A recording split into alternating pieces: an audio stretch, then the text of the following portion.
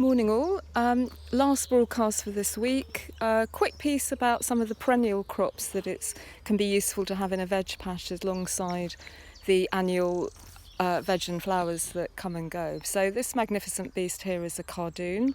The books say you can eat the branch stems. I've never tried that. You can't unfortunately eat the heads, but they do produce these magnificent electric purple thistle heads, which are great in arrangements, and mainly I grow it just because it's so spectacular. It grows monstrously. That little plant there is one in its first year. This is probably 3 years old, but after a while they do flower and split and die off, so you have to keep replacing them, but a glorious thing.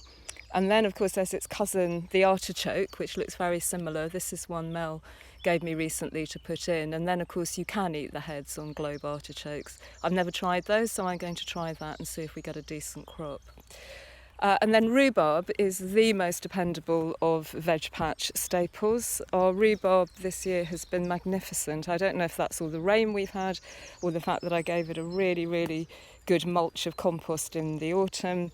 You must always mulch round the plants, not directly on the crowns, on the buds there, because it will make them rot. But either way, it's produced fantastically, and it starts growing so early, it's so cheering.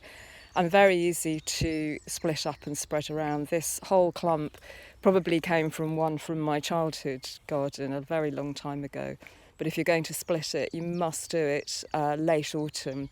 So now sort of November, December, as the climate warms up a bit, because once it starts into growth in January, it really won't like being dug up and moved around. Otherwise, you can just hack it to bits with a sharp spade and it will tolerate being given to someone else. And then I've also got a few autumn raspberries. These are the kinds that you cut down all at the same time. They're not fantastically happy here. I think maybe it's a bit dry, but they do give us a bit of a nice crop in sort of September, October. So that's all for this week. Bit of a pause for the weekend. Back next week to see how things are going.